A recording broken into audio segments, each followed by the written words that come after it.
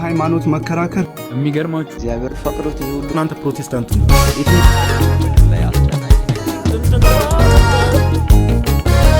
አንዱ ሰላራስ እንዳት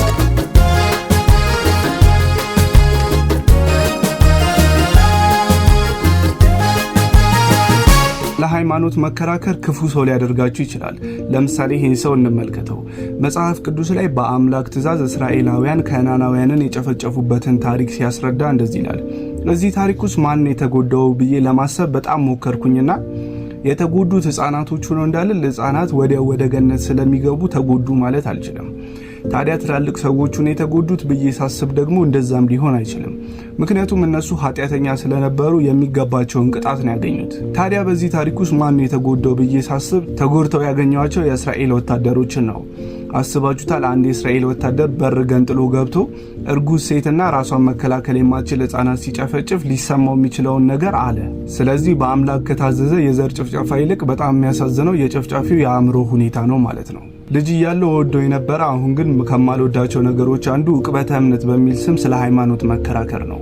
ምክንያቱም ሰዎች አንድን ነገር ሙሉ ለሙሉ እንኳን ሚዛናዊ መሆን ባይችሉ ሚዛናዊ በሆነ ሁኔታ እውነት ነው ወይም ደግሞ ውሸት ነው ብለው እንዳያመዛዝኑ በማድረግ አንድን ሐሳብ ሰዎች ላይ በመጫንና ያንን ሐሳብ ሰዎች እስከ ሞታቸው ድረስ እየተከላከሉለትና ያንን የሚቃወማቸውን ሰው በሙሉ እየተሟገቱ እንዲኖሩ የሚያደርጋቸው ስለሆነ ነው። ለምሳሌ በእኛ ሀገር እንኳን በሶሻል ሚዲያ ላይ ለረጅም ጊዜ የሃይማኖት ክርክሮች ሲደረጉ አይተናል። ነገር ግን አብዛኛውን ጊዜ በየትኛውም በኩል ያለው አካል ሙግቱን እያጠነከረ የመከራከር አቅሙን እያበለጸገ ይሄዳል እንጂ ብዙ ጊዜ አንዱ በአንዱ አምኖ ወይም ደግሞ ሙግቱን አሳምኖት ሰዎች ሐሳባቸውን ሲለውጡ አንመለከትም። ምክንያቱም የዕቅበተ እምነት ዓላማ ሰዎች የሆነ ማህበራዊና ፖለቲካዊ የሆነ ሐሳብን የሚደግፋቸውን እምነት እስከ መጨረሻው እየተሟገቱ እንዲቀጥሉ ለማድረግ የታሰበ ስለሆነ ነው። የሚገርማችሁ እስራኤላውያን ከፊት ለፊታቸው ያለው ባህር ማለፊያ ሲያሳጣቸው ተስፋ ቆርጠው ነበር። ምክንያቱም ከጀርባቸው ያለው ፈርዖን ነው። ባህር ላይ ደግሞ ተራምደው አይሄዱ። ስለዚህ በሰው አስተሳሰብ ማለትም በእነሱ አስተሳሰብ ያለው ብቸኛ ነገር በፈርዖን መያዝ ነው። ወዴትም ማምለጫ የለም። አያችሁ፣ የሰው ልጅ ውስን ነው አስተሳሰቡ። አንድ በር ብቻ እግዚአብሔር ያለው ነው የሚመስለው። እግዚአብሔር ግን ሰው ያላሰበውን መንገድ እንደሚከፍት አናምንም። እስራኤላውያን ያልጠበቁት ነገር ተከሰተ። ባህር ተከፈተ። እግዚአብሔር በባህርም ቢሆን እንደሚያሳልፍ፣ እግዚአብሔር በባህርም ቢሆን መንገድ እንዳለው አሳያቸው። ስለዚህ አንድ በር ብቻ እግዚአብሔር እንዳለው የሚሰማችሁ፣ እግዚአብሔር ሌላ መንገድ እንደሌለው የሚሰማችሁ፣ እግዚአብሔር በጣም ብዙ መንገድ አለ። ሺህ በሮች አሉት። አንዱ ቢዘጋ እግዚአብሔር አንዱን ይከፍታል። የሰው አስተሳሰብና የእግዚአብሔር አስተሳሰብ አንድ አይደለም። እግዚአብሔር ብዙ በር አለው። በአንድ በር ብቻ ተስፋ አትቁረጥ። እግዚአብሔር ፈቅዶት ይሄ ሁሉ ክፋት በላይ ላይ ከሆነ እግዚአብሔር መልካም ነው። እግዚአብሔር ማስቆም ካልቻለ ቻይ ነው ወይ?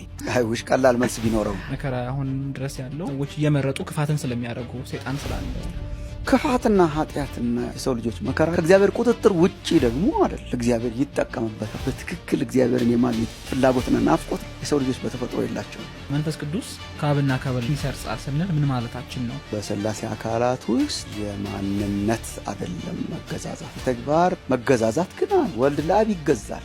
መገዛት በነገራችን ላይ ማነስና ያመለክ ኢየሱስ ሰው መሆን አቁሟል ወይስ ለ33 ዓመት ብቻ ነበር ሰው የሆነው? ጌታችን ኢየሱስ ሰውነትን እንደ ጃኬት አለብሶት ከዛ እንደ ጃኬት አውልቆት ይሄዳል አይደል? አንተ ልጄ ነህ እኔ ዛሬ ወለድሁ ይላል መጽሐፍ። እንደዚህ የሚል አባት እንዴት ከልጁ አይቀድምም? እናንተ ፕሮቴስታንቱን ብትባል የትኛውን ቸርች ነው የምትቀላቀለው? አሁን አንተ ፕሮቴስታንቱን ልትሆን ነው። የትኛውን ቸርች ነው የምትቀላቀለው? እንትኑ እኮ ምን መሰለህ፣ አሁን እነሱ ጋር አንተ ከክርስትና ውጣ እንጂ አንተ ጌታን ተቀበልኩኝ በል እንጂ የትም ግባ ምንም ግድ አይሰጣቸውም። ለምን ልጅ እንትን ምንድነው የሆነ ካልቪኒስት ለምን አትሆንም? ለምን መካነ ኢየሱስ አትሆንም? ለምን እዩ ጩፋ ጋር አትሄድም? ለምን የሆነ ያ ማን ነው የሚባለው የሆነ ሐሰተኛ ነብይ ጋር ለምን አትሄድም? ብቻ አንተ ከክርስትና ውጣላችሁ እንጂ የምትሄድበት ጭንቅ አይሰጣችሁም። በጣም ነው የሚገርመኝ ያ ነገር ማለት ነው። በቃ ትክክለኛውን ትምህርት አስተምረናል ብለው ያምናሉ። አብዛኛው ህዝብ ግን ከቤተ ክርስቲያን አስወጥተነዋል፣ ጌታን እንዲቀበል አድርገነዋል የሚሉት ህዝብ እንዳለ ግን ያለው ሐሰተኛ ነቢያት ብለው ራሳቸው የሚጠሯቸው ሰዎች ጋር ነው። ሐሰተኛ ልምምድ ያላቸው ሰዎች ጋር ነው እንዳለ ህዝቡ ያለው። ስለዚህ ህዝቡ በወንጌል አይደለም የተለወጠው፣ በማጂክ ነው በማጂክ ነው የተታለለው ማለት ነው። በህፃናት በመድረክ ላይ ድራማ ነው የተታለለው እንጂ በፍጹም በወንጌል ለወጥኩት ልትል አትችልም የኛውን ሰው ማለት ነውና የቸርች ነው የምትገባው ዝም ብለህ የቀረበ ቦታ ትገባለህ። ካልቪኒስትም ይሁን የቀረበ ትገባለህ፣ የዝዊንግሊ ቸርችም ይሁን ትገባለህ፣ የሉተራን ቸርችም ይሁን ዝም ብለህ የቀረበ ቦታ ትገባለህ። የሚገርመኝ እኔ እኛ ክርስቲያኖች ያው እንደምታውቀው የትም ስፍራ ቤተክርስቲያን አብረን ሄደን አምልኮን እንፈጽማለን። የሆነ ሀገር ብንቀይር እንኳን የቀረበን ስፍራ ላይ አምልኮን እንፈጽማለን። በፕሮቴስታንት ውስጥ ግን አንድ ቤት ሆነው ራሱ የተለያየ ቸርች የሚሄዱ ሰዎች አሉ። ባለፈው ላይቭ ሜቢ ቲክታክ ላይቭ ላይ ስትከታተሉ የነበራችሁ ወንድሞች እናቶች ሁለት ፕሮቴስታንቶች ገብተው ነበርክ ሜቢ ልደት ውስጥ ያደረገው ቤት ውስጥ ሁለቱም ሙሉ ወንጌል ነው የሚሄዱት። አንዱ የጌታ ስጋና ደም አማናዊ ስጋና ደም ነው ብዬ ነው ማምነው አለ። ላይክ ኢማጂን እንግዲህ ሁለቱም ሙሉ ወንጌል ናቸው። አንዱ ሙሉ ወንጌል የሚሄደው እንደዛ ነው። ከዛ ያኛው ደግሞ ሙሉ ወንጌል አንድ ደግሞ ሌላኛው ደግሞ ሙሉ ወንጌል የሚሄደው አይደለም። ከዛ እስቲ ሁለቱም ተወያዩ ብለናቸው ደግሞ ክርክር ጀመሩ። ኢማጂን ሁለቱም ሙሉ ወንጌል ነው የሚሄዱት። አጥቢያ ሊለያይ ይችላል እንዳልኩት ጦር ኃይሎች ምናምን ሳር ቤት ምናምን ሊለያይ ይችላል። የአጥቢያ ልዩነት ሊኖር ይችላል። በጣም በምድር ላይ አስጨናቂ ነገር ምንድነው ካላችሁኝ የእግዚአብሔርን ቃል ማንበብ ይመስለኛል አንዱ አይደል። አሁን ሰው ሌላ ሙቪ ቲያትር ምናምን ለማየት በጣም ኢንተርቴን እያደረገ በጣም ደስ እያለው ሊቆይ ይችላል። መጽሐፍ ቅዱስ አንበብ ሲባልስ አንዴ እኔ አንድ ሰው አገኘሁትና ልጅ ነው በርግጥ እና እኔ ሳገኘው እኔ አብሮኝ የሚቆይ ከሆነ እኔ ማረጋውን መልመድ አለበት እንዳይበጠብጠኝ። ስለዚህ የሆነች ሰዓት አለች፣ እኔ ብዙ አላነብም ግን የሆነች ሰዓት አለች ማንበብ የምፈልግባት ሰዓት። እሷ ሰዓት ላይ እንዲያዋራኝ ስለማልፈልግ እኔ ላነብስል መጽሐፍ ቅዱስ ሰጠሁት አንብብ። መቆየቱ ነው መክረሙ ነው። ስለዚህ ልመዳት ብዬ እስቲ አንብብ ብዬ ባይብል ነው ሰው ማንበብ ያለበት፣ እኔም ባይብል ነው ማንበብ አንብብ ብዬ ሰጠሁት። ጀመረውና ልጅ ነው ጥላ ያለኝ አቤት አልኩት። ሳነብ አይንን ያቃጥለኛል አለ።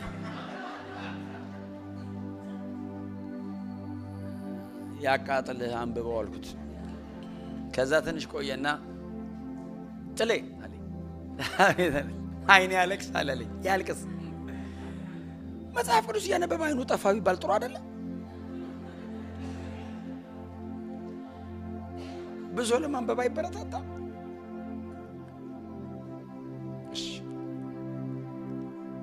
ከዛ በኋላስ ትንሽ ቆየና በቃ እሱ ነው ዋናው አታዋሩ ማለት ጀመረ። ሁሉንም ነገር ከሰይጣን ጋር እንዳናያይዘው ብዬ ነው። አንዳንዱ የኛ የግል ድካም ነው። ጊዜ የሰጠኑ ነገር አይደለም የምንወደው። ጊዜ ያልሰጣችሁት ነገር እንዴት ትወዱታላችሁ? አብራችሁ ስትቆዩ እኮ ነው እየወደዳችሁት የምትሄዱት እንጂ የመጀመሪያ ቀን እኮ እግዚአብሔር ቃል ነው ከፈት ስታደርጉት ያቀረሸልሻል። የሆነ ወደ ላይ ምን እንደሚሰማ አታውቅም። ምንድነው ወደ ይገላበጣል መጽሐፍ ቅዱስ የሚወጣ ካለ ይውጣ አንብቡ። ይገላበጣል ቲቪ ሳይጸጥ ይውጣ ልክ አይደለም ይውጣ መውጣት አለበት። እንደዚህ አይነት ምንም ይሰራል አለ። አንተስ ባዕድ ነው እንዴ? የእግዚአብሔርን ቃል መማር መልመድ አለብን ቁጭ ብለን እና በእውነት ይሄኔ ለሰዓታት ነው እያስተማርኩ ያለሁት። አንድ ሰዓት ተኩል ምናምን ነው እያስተማርኩ ያለሁት። በእውነት በጣም እግዚአብሔር ይባርካችሁ። ይሄንን እግዚአብሔር እናንተ ጋር ያቆየው። ይሄ ግን እውነትን እምላችሁ እንደዚህ የሆነ ሰመር ካምፒንግ ሲኖራችሁ ብቻ ሳይሆን ህይወት መሆን አለበት። ቸርቾቻችሁ ላይ ማለት ነው። ሎካል ቸርች የምትሄዱባቸው አሁን ስትመለሱ ስቶክሆልምም ሌላም ጋር ስትመለሱ ቁጭ ብላችሁ የእግዚአብሔርን ቃል በጣም ሲሪየስሊ መማር ማጥናት።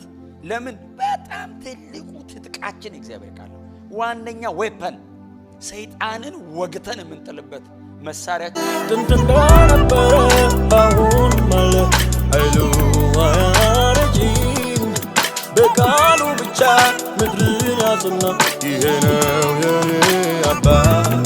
ድንድንዳ ነበረ አሁን ማለት አይሉዋያረጂም በቃሉ ብቻ ምድርን ያጽና ይሄ ነው የኔ አባት።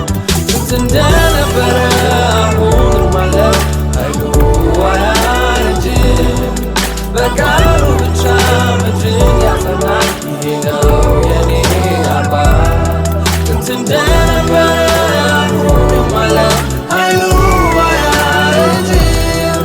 በቃሉ ብቻ ምድርን ያጸና ይሄ ነው የኔ አባት። መተናል። እውነተኛው መሐመድ ወይስ ደግሞ ሐዋርያው ቅዱስ ጳውሎስ ነው? ዛሬ የትኛው ነው እውነተኛ ሐዋርያው መሐመድ ወይስ ቅዱስ ጳውሎስ? ምሽት 3 ሰዓት ተኩል ላይ የውይይት ጥሪ ከሀዲያ ኡስታዞች ጋር የምንወያይ ይሆናል ማለት ነው። ነገር ግን ደግሞ በጣም ደስ ሁኔታ እኔ አሁን ቀደም ብዬ አንዳንድ መረጃዎችን አሳያቸዋለሁ። እውነተኛ ሐዋርያው መሐመድ ወይስ ቅዱስ ሐዋርያው ጳውሎስ? ልባካችሁ ቪዲዮዎች ቫይራል እየወጣ አይደለም። እናንተ ደግሞ በደም ሼር በደም ኮፒ ሊንክና ሪፖስት እያደረጋችሁ ለብዙዎች እንድታደርሱ ሙስሊሞች በጣም በብዙ ዋርኒንግ በሪፖርት ጫና እያደረጉ ስለሆነ የምትችሉት ሁሉ እንድታደርጉ በኢየሱስ ክርስቶስ ስም እለምናችኋለሁ። ተባረኩ። አመሰግናለሁ። ቀጥታ ወደ መረጃ እውነተኛ ሐዋርያው መሐመድ ወይስ ደግሞ ሐዋርያው ቅዱስ ጳውሎስ በማስረጃ አሳያችኋለሁ።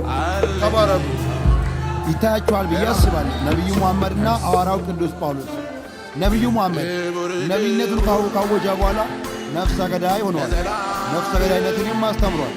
ሱራ 4 አንቀጽ 89፣ ሱራ 5 አንቀጽ 33፣ ሱራ 33 አንቀጽ 26፣ ሰሒህ ሙስሊም 6985፣ ሱናን አናሳይ 4059፣ ሱናን አናሳይ 4037፣ ሱናን አናሳይ 4027 እና 28። ሐዋርያው ቅዱስ ጳውሎስ የክርስቶስ ተከታይ ከሆነ በኋላ ስለ ቀድሞ ጥፋቱ ንስሐ ገብቷል።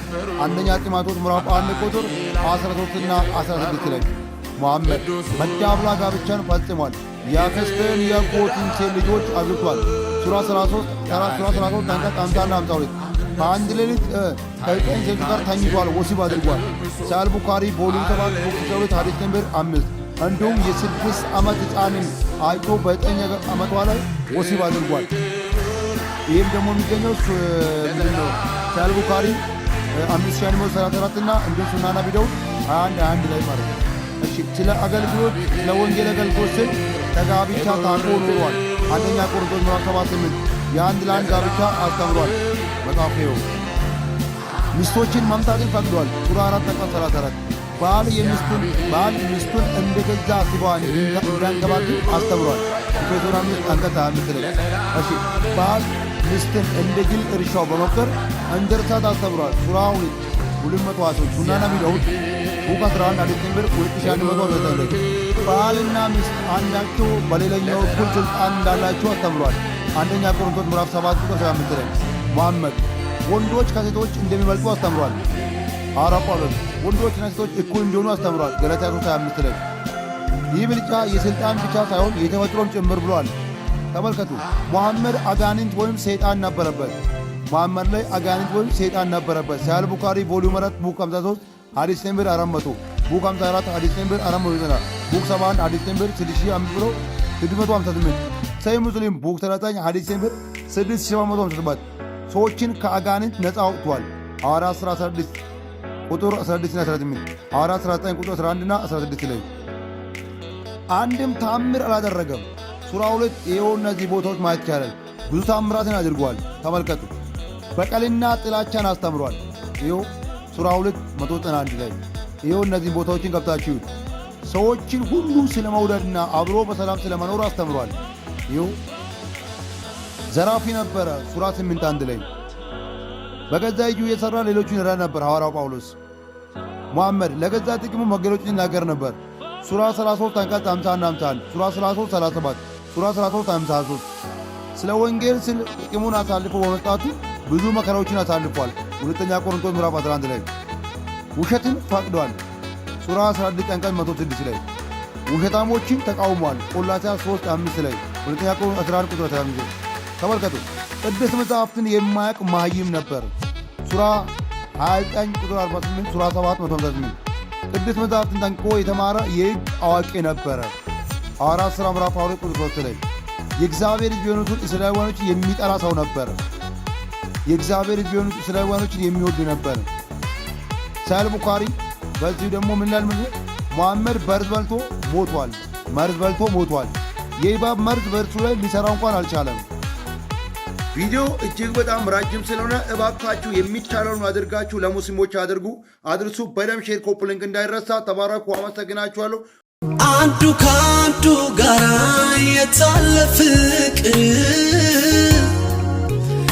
መያያዙን ትቶ ወሬን ሲቆፍር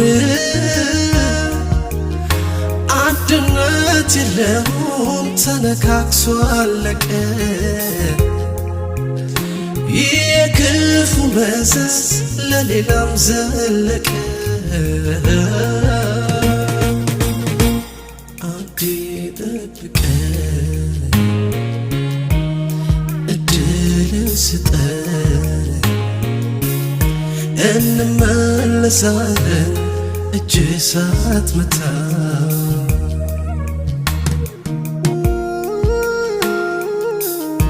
እንደዚህ እናሳይና እንደዚህ ካለ ስላሴ ማለት ነው። ሶስትነቱንና አንድነቱን እየገለጸ ነው ስላሴ።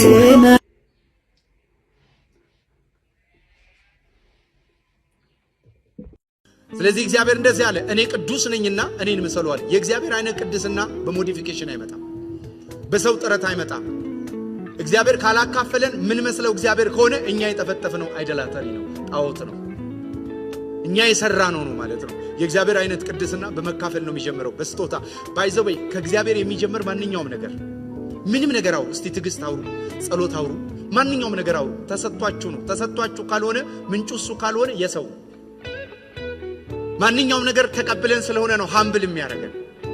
የሆነውን ሁሉ የሆነው ከእርሱ የተነሳ ከኛ የሚጀምር የለም፣ ከሱ በእኛ ነው። ስለዚህ ሁሉ በእርሱ ከእርሱና ለእርሱ ነው። ስለ ራስ እንዳትከራከር። ይኸውልህ እቺ ስማኝ፣ ስለ አንድ ነገር ሁለት ሰው ያወራል። አንተ ዝም ካልክ ሰማይ ያወራል፣ አንተ ካወራ ሰማይ ዝም ይላል። ስለዚህ በደንብ እንዲያወራልህ ከፈለክ አንተ ዝም ነው ማለት ነው። ኢየሱስ ጌታ። እነዚህ ሁለት ልጆች የሚያወሩት ነገር የገባችሁ ሰዎች ካላችሁ ብታስረዱኝ እስቲ ኮሜንት ሴክሽን ላይ። እነዚህ ልጆች እያሉ ያሉት እንዲህ ነው ብላችሁ እስቲ በአንድ ቃል ንገሩኝ። ጭራሽ እየገባኝ አይደለም። እዚህ ጋር ዳዊት ፋሲል የተናገረውን ነገር ስሙት እና ጳውሎስ እንዴት ከያዕቆብ ጋር የተጋጨ ነገር ያስተምራል? ይሄን ይቆጠርለታል የሚል ቃል ከየት ነው የቀደው? ከአብርሃም ታሪክ ላይ ምን ብሎ ተቆጠረለት የሚለው ቃል ለአብርሃም ብቻ የተጻፈ አይደለምና ስለ በደላችን የሞተውን እኛን ስለማጽደቅ የተነሳው ለምናምንም ይቆጠርልን ዘንድ ለካ አብርሃም ተቆጥሮለት። እዚህ ጋር ዳዊት ፋሲል ሮሜንና ገላትያን አንስቶ መጽሐፉ እርስ በርስ አይጋጭም፣ ሁለቱም የሚያስተምሩት የጸደቅነው በእምነት ነው ብለው ነው የሚል ሐሳብ እያስተላለፈ ነው። ወንድማችን እንግዲህ ዳዊት ፋሲልን ሐሰተኛ አስተማሪ ነው ብሎታል።